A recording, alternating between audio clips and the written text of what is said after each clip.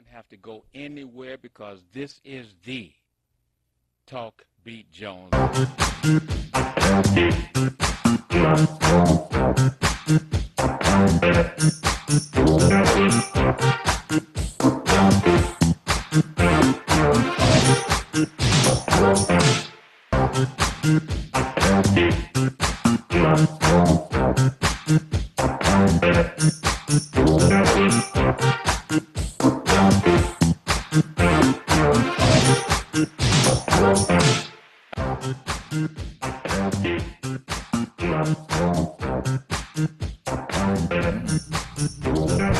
All right.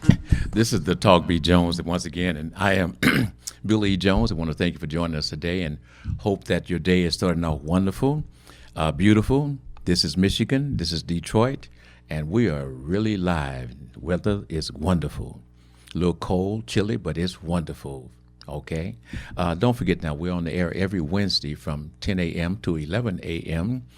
And of course, you can pick us up on the YouTube TV33 on demand. And of course, you can go to that Roku box and other live streaming devices, as well as go to the R.J. Watkins page. Now, we say you look at not the one that's encircled with black, but the one that's encircled with red. And that's the one that will bring you to the process where you can watch on that page and you can see the show live, just as we're talking right now. And when we put telephone numbers on the screen, if you choose to call those numbers, you're able to call and talk live right today. And I say that because we have Dr. Jeffrey Watson that will be coming on. And if you have a question about your health and a question about things you've heard and you need to know, then Dr. Watson, MD, will be here to talk with you about your issues, as well as give you other wonderful information that folks around the world, we need to know. Because they say if you don't know where you come from, you don't know where you're going. I just changed it up a little bit. Don't forget, you can also watch the Talk Beat Jones on Sundays. On Sunday, that is on station 15.2, and we're on from 4 to 5 p.m.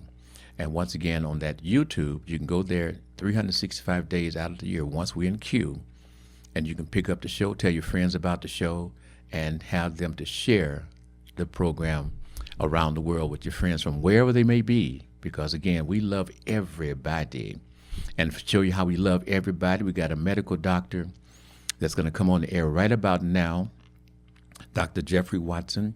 And again, we talk about doctors who just practice, but doctors who care about you, love you, want to make sure that you're in the best position of your life to understand about yourself, about your body, about your mind.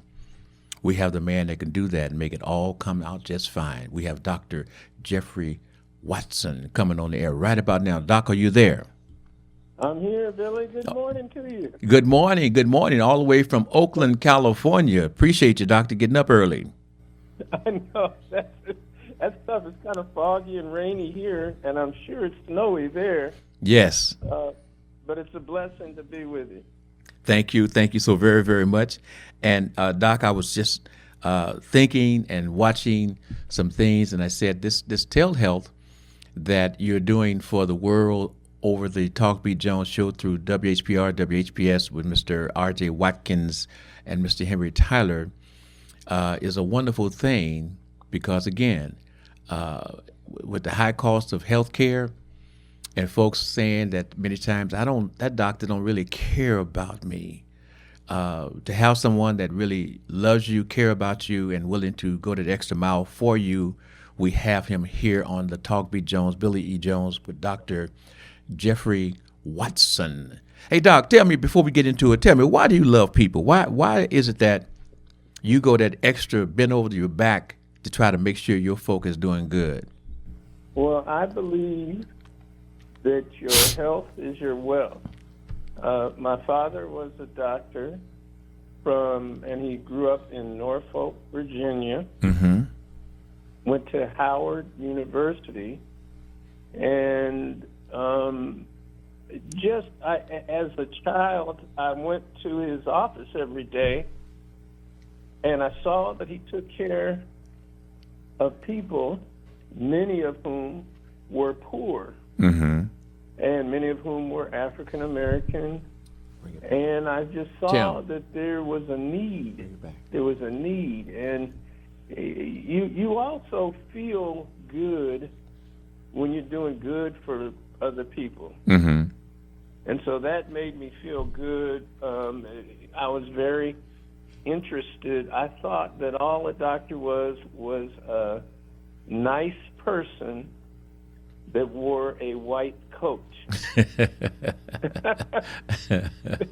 that's what my dad was, a nice person that wore a white coat. Mm-hmm. But he actually, as I said, he went to Howard University. He became a professor of medicine at Howard. And then he went into the military, and he was at Edwards Air Force Base in Southern California, where he met another black doctor, and they moved to Oakland, California, and opened an office there. And at that time, it was in the early 60s during the civil rights movement. Their office was 2 blocks from Merritt Junior College on Grove Street. You remember where that is? Yes, very much so. And at that time, there were young students who developed interest in civil rights. And those young students became the Black Panther Party for Defense. Mm-hmm, mm-hmm. And see, a lot of people don't understand the full name, the Black Panther Party for Defense, because several people in that community were pulled over by the police, and they were treated unfairly Yes, at the time. yes. So they stayed on Grove Street, which is now Martin Luther King Street, and if somebody got pulled over, they followed them. And at that time, we didn't have cell phones. So they, at Merritt Junior College and at the University of California, Berkeley, they studied the Constitution and laws, and they stood 8 feet away, and they observed. And they also... You're talking about the Black Panthers, correct? Yeah, Black Panthers. Yeah. Yes. Mm-hmm. At the time, and I'm talking about Huey Newton, who was one of the leaders, and Eldridge Cleaver, who was one of the leaders. And they stood 8 feet away, and they knew their constitutional rights, and their constitutional rights allowed them to carry weapons. So if a black person got pulled over, they pulled up, got out of the car, stood 8 feet away, and held their weapons. And as a result, we didn't have things like what happened to George Floyd or many of the other people who were inappropriately killed. Well, Doc, when you say that, I mean, we had my observation, and as a person who lived right there in Oakland, California, and lived within a block of where little Bobby Hutton was murdered by the police in that building that he and Cleaver was in. I mean, Bobby Seale was in, and because he refused to take off all of his clothes once they had them held up in the building, Bobby took off all his clothes. But Bobby Hutton, the baby boy, he did not take off all of his clothes, or would not refused. And when he came out, they shot him up. Also, as I recollect, through the efforts of the Black Panthers in trying to get some community involvement with persons being stopped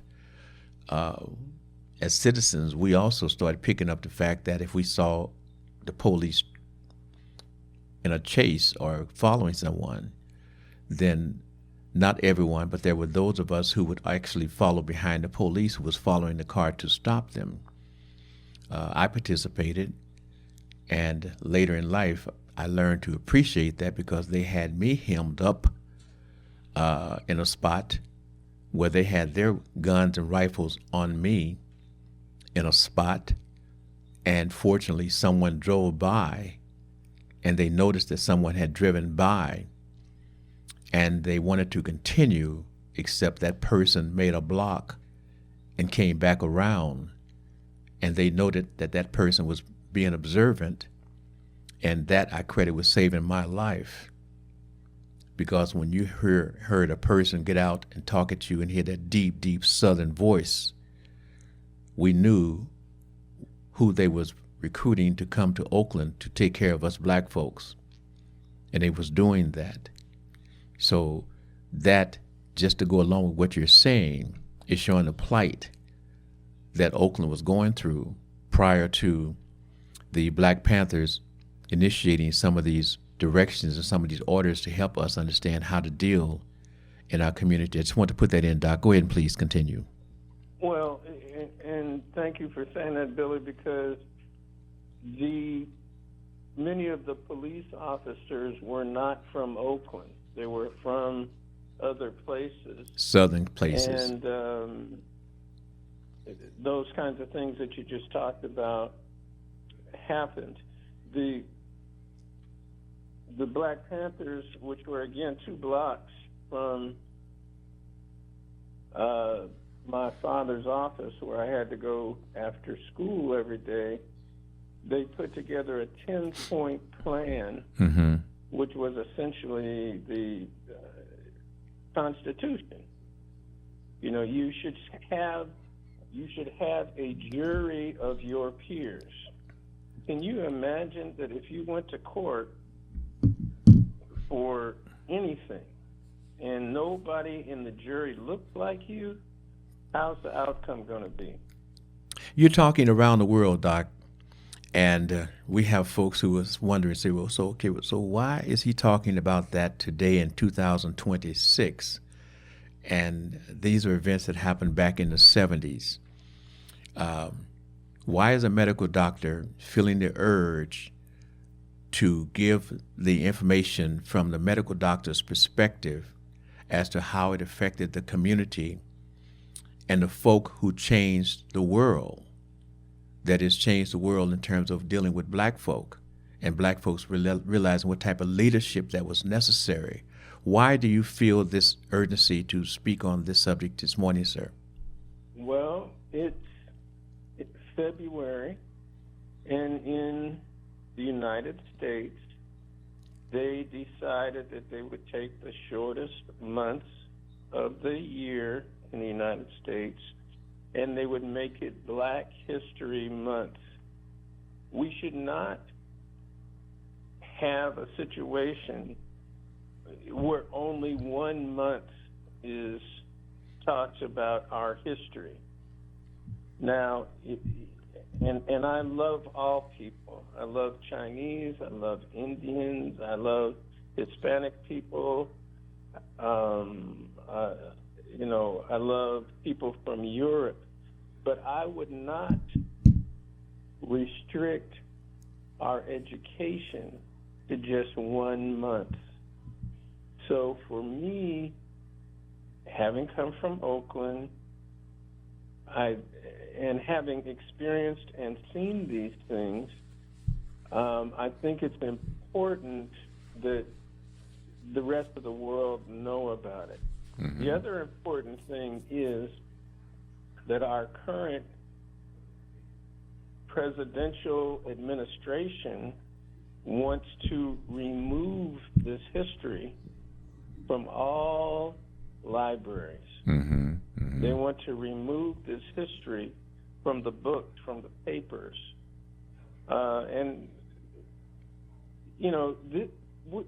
We're not talking about something that is bad. We're talking about something that is good. That was the civil rights movement. That was paralleled with Martin Luther King. That was paralleled with the great Jesse Jackson. That was paralleled with all of those who did positive things to help people in the world. So, and that's what I want to talk about today, just a little bit, is the history of African Americans, not only in civil rights, but in healthcare. Well, Doc, Well. I'd like for you to go this because we're dealing with time. And Yeah. can you help us with the same subject you're on? Can you help us understand who was the first black person who practiced medicine with a medical degree? Yes, the first black person in the United States who had a medical degree and practiced was James McCain Smith, and he earned his medical degree in 1837 from the University of Glasgow in Scotland. And he returned to New York to be the first black doctor to practice medicine in the United States of America in 1837. Now, prior to that, when you went to medical school, they made you recite a thing called the Hippocratic Oath. Hippocratic Oath, and that was related to Hippocrates. Hippocrates was a doctor from Greece, and the doctor from Greece had gone to Egypt, and he found that there had been a multi-genius in Egypt called Imhotep, I-M-H-O-T-E-P, Imhotep. Imhotep was an architect. He built some of the first pyramids, and he wrote some of the first textbooks of medicine. He invented some of the first medical tools. Okay. Hippocrates took this information back to Greece and presented it as if he was the father of medicine. And so nowadays they teach you that Hippocrates was the father of medicine, and he was about 436 before Christ, where Imhotep was about 2,000 years before Christ. So And Imhotep, who was black from Egypt, was actually the true father of medicine. Okay.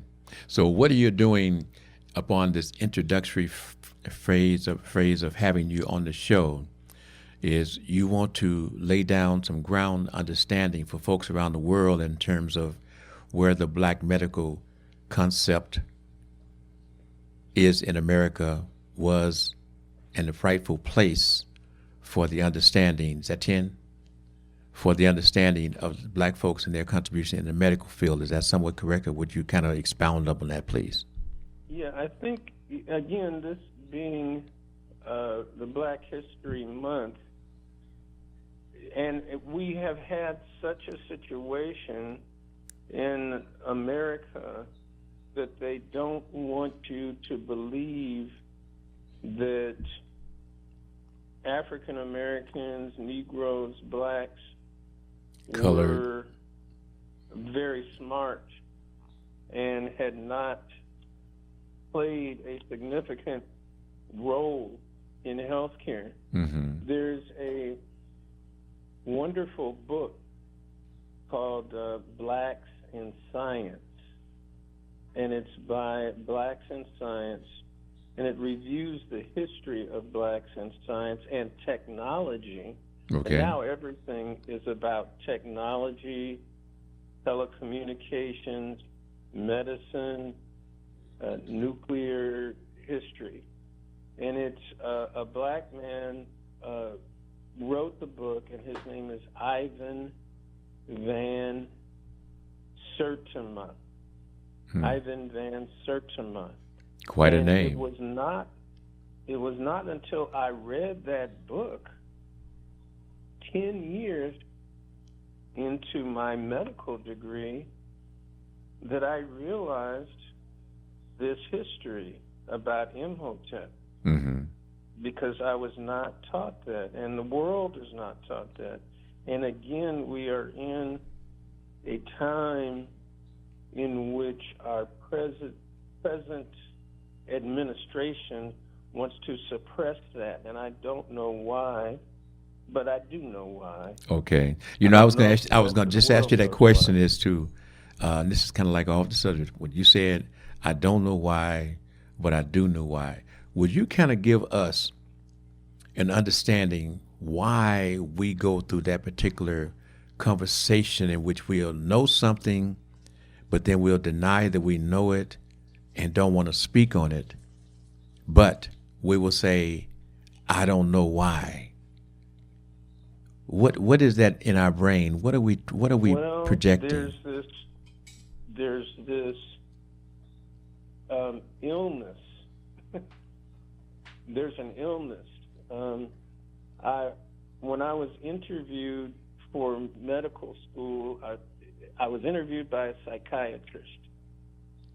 I'd never been to a psychiatrist, and I was being interviewed for a medical school in Nashville, Tennessee, called Vanderbilt University, which was predominantly a white school. And he said, you're going to go to the South, and you know that there's racism in the South. And what's your thought about how you're going to deal with that? And I thought about it for a moment, and I said, that's a sickness. Racism is an illness. It's a mental illness, and it's a sickness. And so when we can say, I know why, as an adult who has been educated, who has been a professional and has practiced in the world, I know that that's in sickness. But for young people who have not had certain education, certain experience, and have not practiced in the world, they don't necessarily know that it is a sickness. Okay. And some of them who are on social media or TV and have watched our current president, they just think that's right. Okay. Hey, Doc, we're going to come back after our commercial break, and we're going to pick up, and we're going to have our guests come on as well, that you'll be able to comment on the conversation. But this is the Talk Beat Jones. Again, I am Billy E. Jones, and remember, family, we're on live each Wednesday from 10 a.m. to 11 a.m., and we're joined in the studios by telephone Dr. Jeffrey Watson from Oakland, California, MD, with his extraordinary ability to break down everything that pertains to us, because it's not just our body, but it's our mind that goes through the grilling of living life. But we'll be back with Dr. Watson after the second half, as well as, don't forget, you can go to the YouTube TV33 on demand and pick up the show. And of course, tell your friends, if they say, I don't know how to watch the program, tell them, if you got that Roku box, go to the Roku box. Otherwise, you can go to the R.J. Watkins page, the one that has the red, not the one that got the black, and you can watch the program live. Well, this is the Talk Beat Jones. Again, I am Billy Jones. Stay with me. Share the program, love the program, and tell your friends about it. We'll be right back. You don't have to go anywhere, because this is the Talk Beat Jones.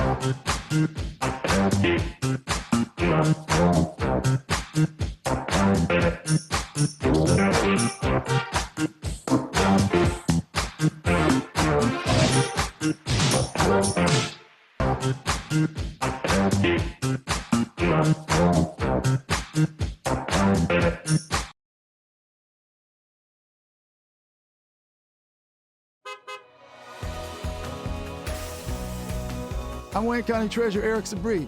If you're behind on your property taxes, we have programs to help. You don't have to lose your house, and you don't have to pay all at once. This summer, our mobile unit will be visiting Wayne County communities to help make it easier to start a payment plan and keep your property. Go online or call to find the plan that's right for you and where you can get help from our mobile unit. The last thing I want is for anyone to lose their property to foreclosure. Make your payments every month and keep your property. You're watching Detroit's own WHPR TV. Detroit Live.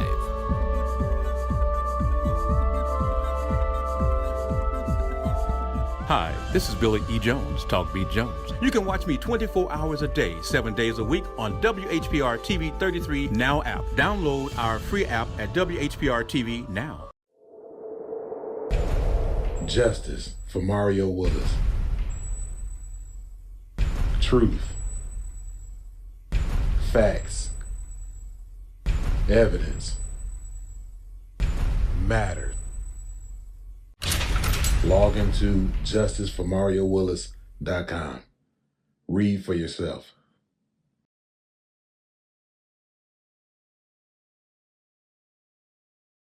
Muscles, joints, or feet tired, achy, or distressed?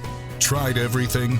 Ringmaster Rubbing Oil is a vintage topical pain reliever, trusted for over 70 years, with a rich formula for the treatment of stubborn aches and pains. Packaged in a glass bottle for purity, our liquid can also be used in warm water for foot soaks and compresses. A little goes a long way. Try our time-tested formula, available in several sizes. Make a donation to WHPR-TV and receive two 2-ounce bottles of Ringmaster Rubbing Oil for $25. Call 313-868-6612. Arrested? You have the right to remain silent. Everything you say can and will be held against you. Don't talk to the police. Talk to me first, Attorney Warren E. McAlpine from the Action Attorney Center. I know the law and I know your rights. Whether felony, misdemeanor, drug, OWI, domestic violence, or traffic violation, I can help you. Call today, Warren E. McAlpine, 1-888-292-6908. Feel good about your future with tuition-free programs at Wayne County Community College District. Whether you want to be in healthcare, computer science, the culinary arts, digital media, or robotics and automation for the next generation of vehicles, WCCCD has you covered. A full range of programs to achieve your goals, fit your schedule, and give you all the support you need to be successful. All of it tuition-free. Now there's something to feel good about. Register today at wcccd.edu. I'm R.J. Watkins. And I'm H.T. Henry Tyler. We're moving to WGPR 107.5 HD3. Not only can you hear us, you can see us. 107.5 FM, WGPR HD3, Radio We Can See.com. 313watkins.com. Streaming on Roku.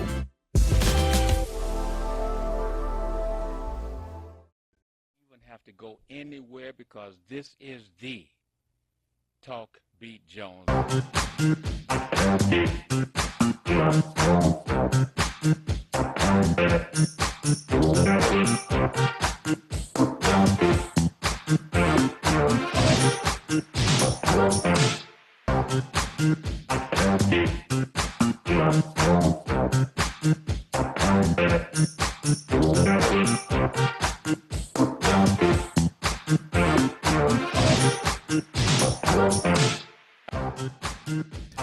All right, here we go. This is the Talk Beat Jones. Once again, I am Billy Jones. I'm so delighted to have my guest in the studio. And of course, I have Dr.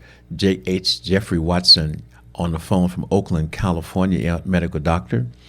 And so once again, family, you can watch the program every Wednesday from 10 a.m. to 11. Also, you can watch the program on Sundays on 15.2. And if you want to join us live, you can go to the R.J. Watkins page. Now, he has the one that has the black and white. You don't want that one. You want the one that has the red and white.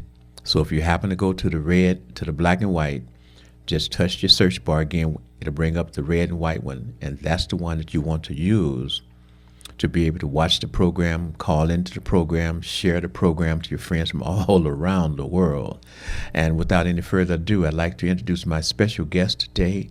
And the way I like to do it, I know people tell me don't do it this way, but the way I like to do it, I like to have my guest introduce themselves so you get the total flavor, the total understanding of who they are. So would you please bring yourself to introduce you to the world on the Talk B. Jones? Hi, my name is Ma'at Sabah, and I'm a native Detroiter. And a little bit about my history for those who are old enough to remember. In the 60s, I think, my uncle owned Mama's Palace soul food restaurant. And then some years later, my dad owned Mama's Country Kitchen soul food restaurant. So about maybe 10, 15 years of getting the health food, the restaurant, then my dad opened up the health food store. Back then it was called Nature's Very Best.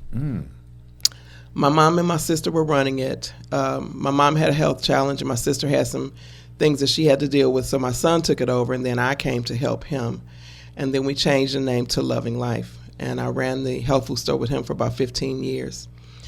And in the listening to the doctor's story about history and culture, when we had the restaurant, I started a Black History Study Group, and I was blessed to have some of the members were the direct students of Dr. Joseph Ben Yakinen.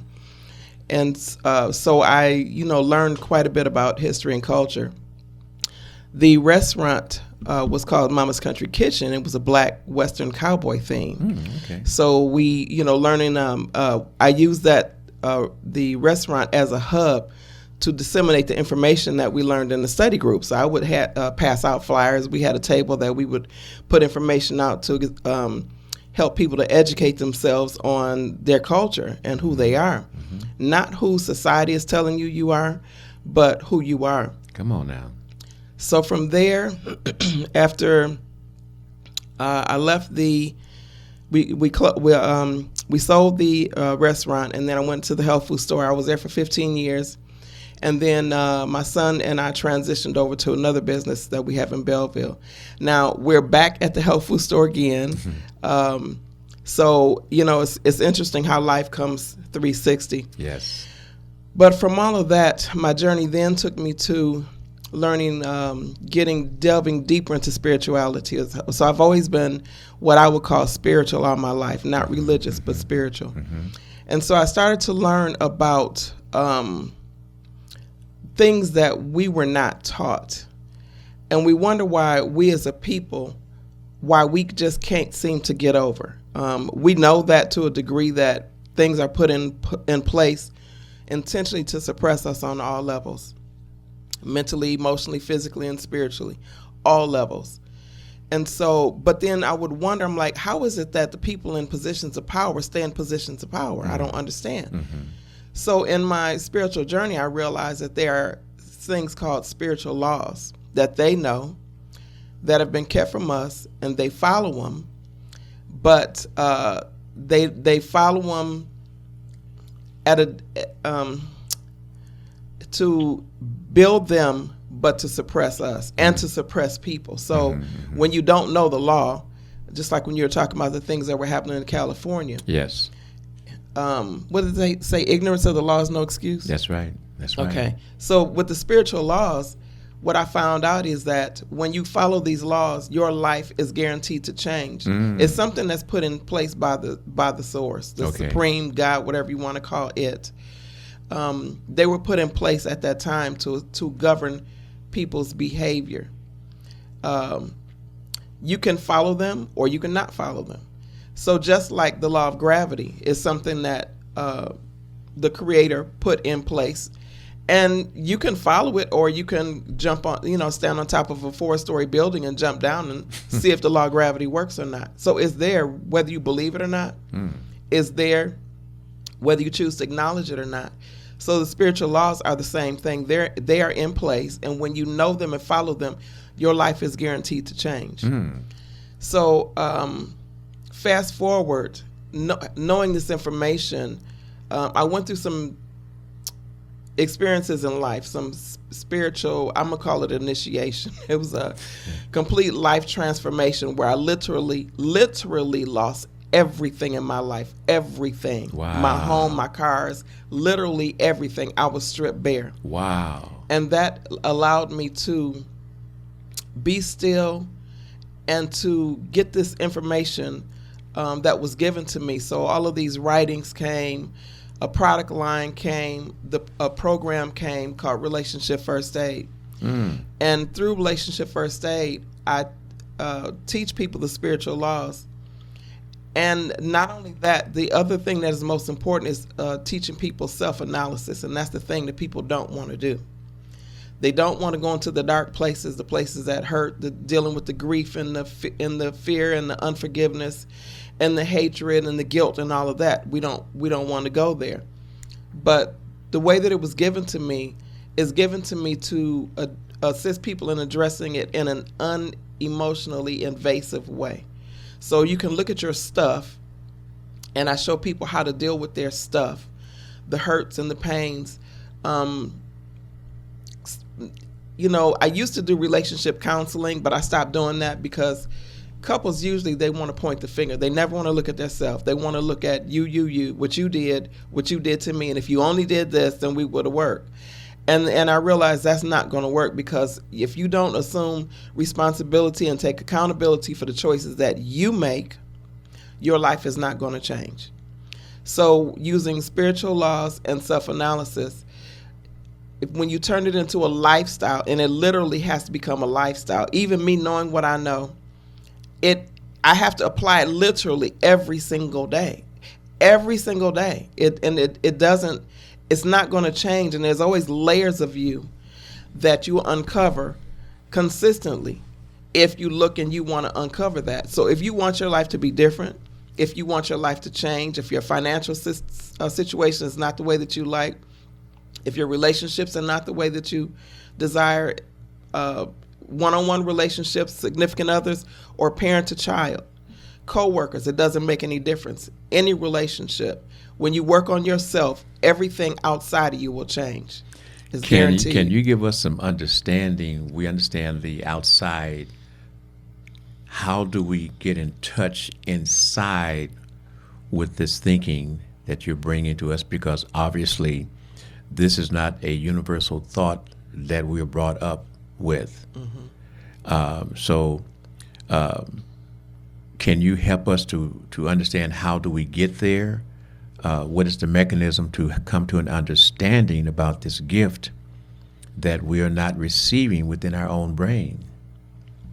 Well, it's like anything else. You have to seek it. That's the question is, if we don't know, and for the world out there now who don't know, and I'm one of those, and I have Dr. is on the line as well, so I may ask him, if we don't know something, how are we able to bridge that we don't know and say, I want to seek knowledge? You know, that's the confusion that I'm in at this point. So I'll share what my situation. Please do. When you want something bad enough, and the situation that I was in, I was desperate for it to be different than what it was. Okay. And the Bible says, seek and ye shall find. Ask and it shall be given. And it's the truth that when you desire to know, and you literally say, I want to know, I want to change my life. Okay. I don't know what to do. I have to do something because I can't do this anymore. I don't desire to do this anymore. I want to be happy. I want to be healthy. I need to know what to do. And this comes into where your prayer meditation. They say prayer is when you talk to God. Meditation is when you listen to God. And sometimes when we ask for things, we don't listen. Answers can come from many different ways. You can see something on TV. Maybe something that comes in a book, a comment that somebody makes. There's different ways that you get the answer that you're looking for. And now with social media, with the internet, the whole world is at our fingertips, literally. So you can look up, if you want to do research on the internet, you can look up inner healing, spiritual laws, maybe meditation, terminologies that would help you to find this information out, because healing is an inside job. It's not an outside job. You have to do the work of being still, literally being still, asking the questions that you want to ask, and be quiet and listen for it. We're trained to, technology has trained us that we want things instantly. We want them right away. It doesn't work like that. Hey, Dr. Watson, medical doctor, in listening to the thoughts that was presented at this point, could you give us some insights from a medical perspective, what you're hearing? First of all, I would ask again, give us your name. My name is Ma'at Sabah. It's M-A''AT. Last name is S-E-B-A. What you are... Can we turn up out here a little bit, please? What you're speaking of is brilliant. Okay? I have followed some of the teachings of the minister, and I have 8 healthy guidelines. 1 is prayer and meditation. 2 is read and gain knowledge. 3 is exercise regularly. 4 is eat to live, don't live to eat. 5 is rid yourself of addictions. 6 is get 8 hours of sleep. 7, commune with nature. And 8, finally, to get your regular medical checkups. But the things that you are speaking of, I agree with 100%. But as Mr.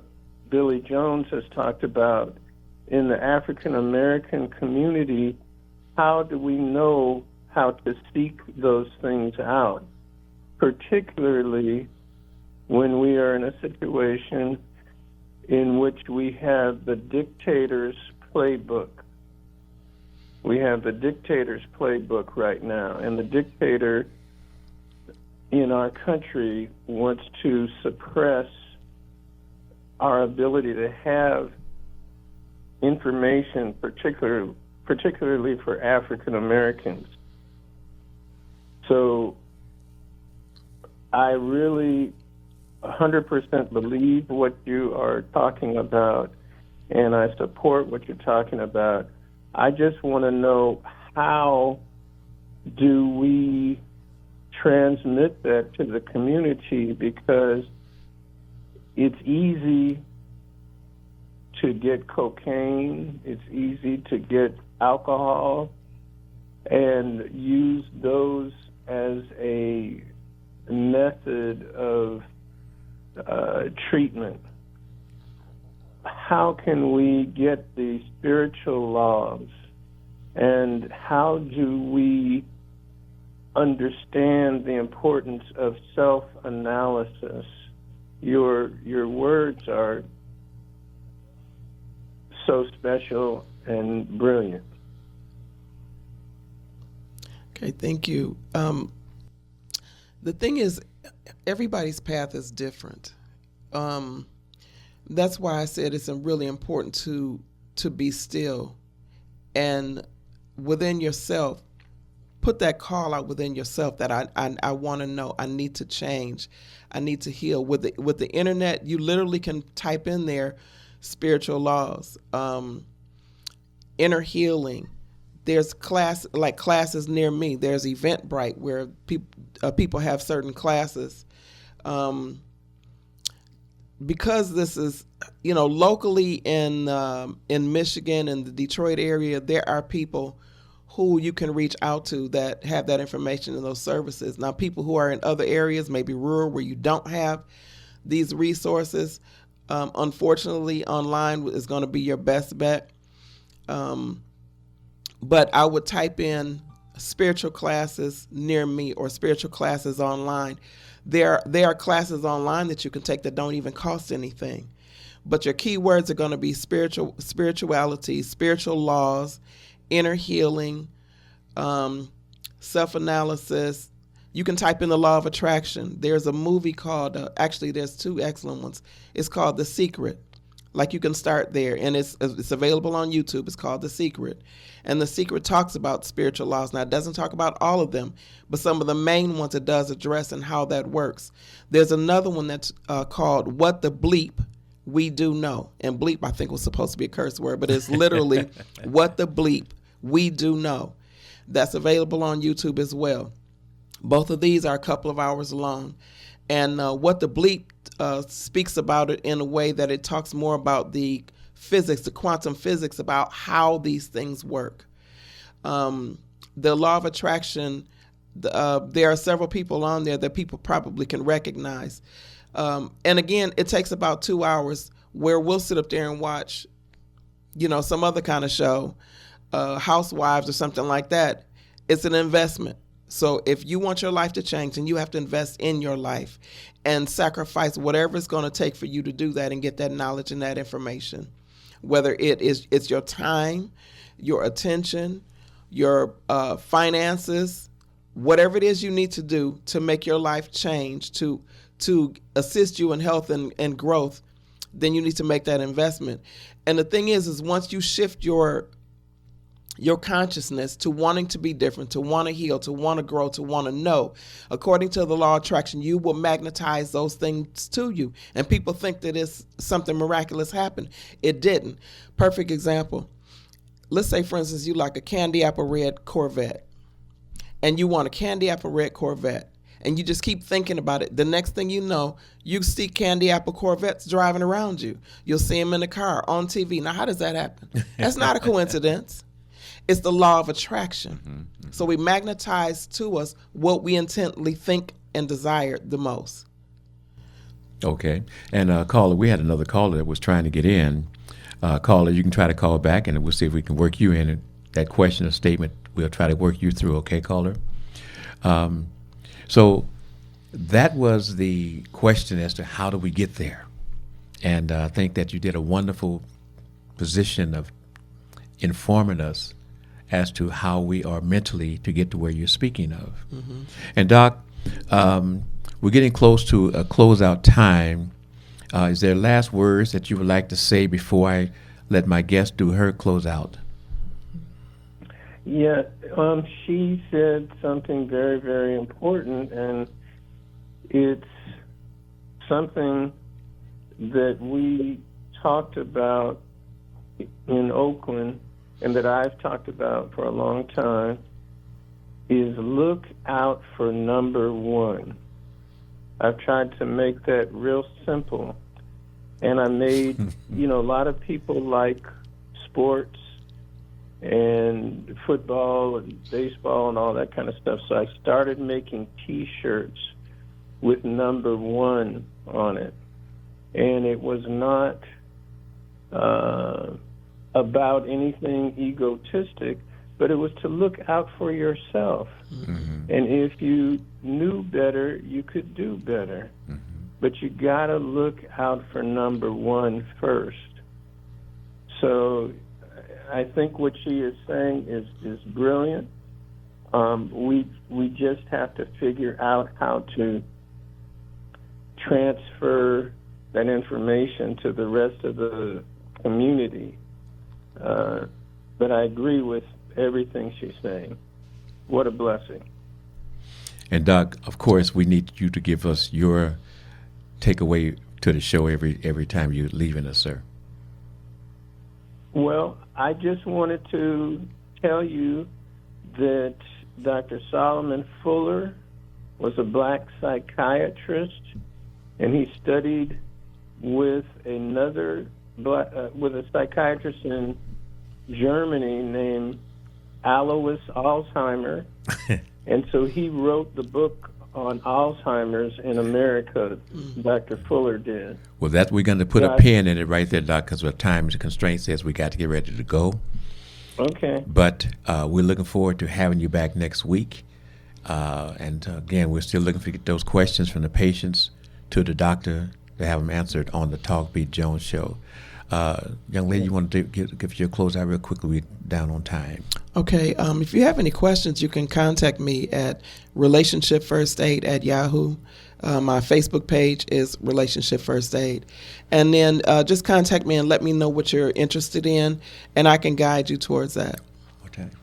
Oh, okay.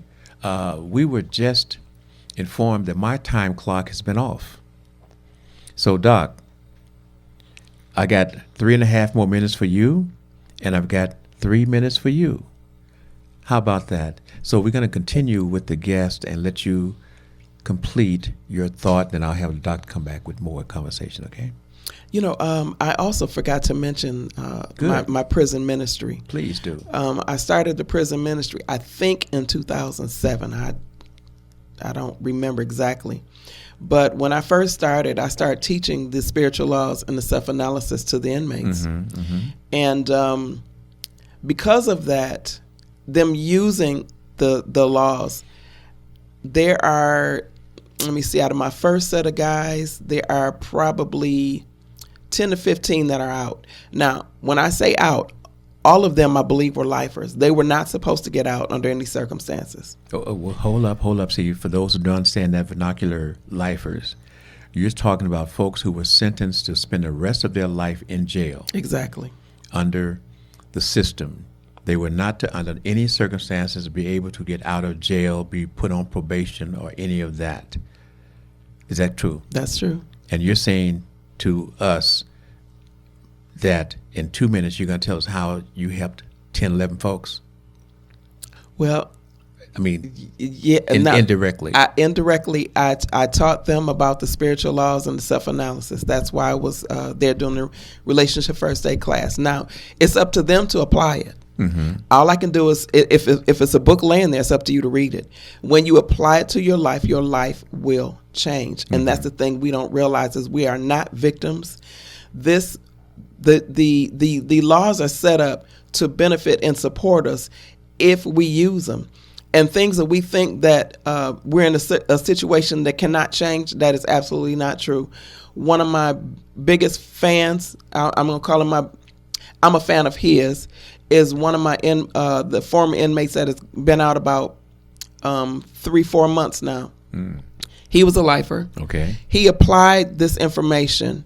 As soon as he got out, he got a high-end job in 30 days. Wow. He got a vehicle in 30 days. Wow. He got a relationship in 60 days. Wow. His life has completely changed, and he was not supposed to get out at all. So he's one of the biggest testimonies to this thing does work. It's not personal. The laws don't care who you are. It doesn't have any emotion to it.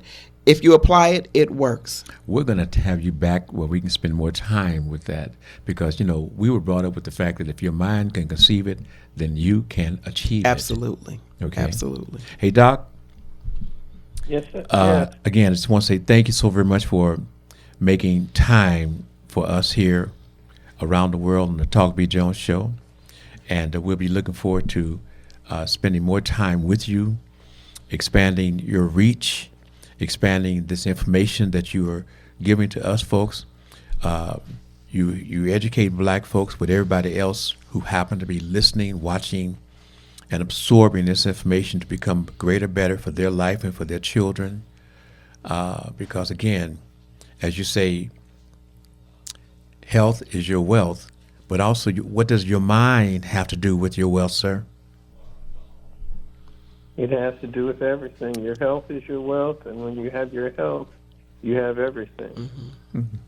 Okay. And so again, Doc, we're looking forward to having you back next week.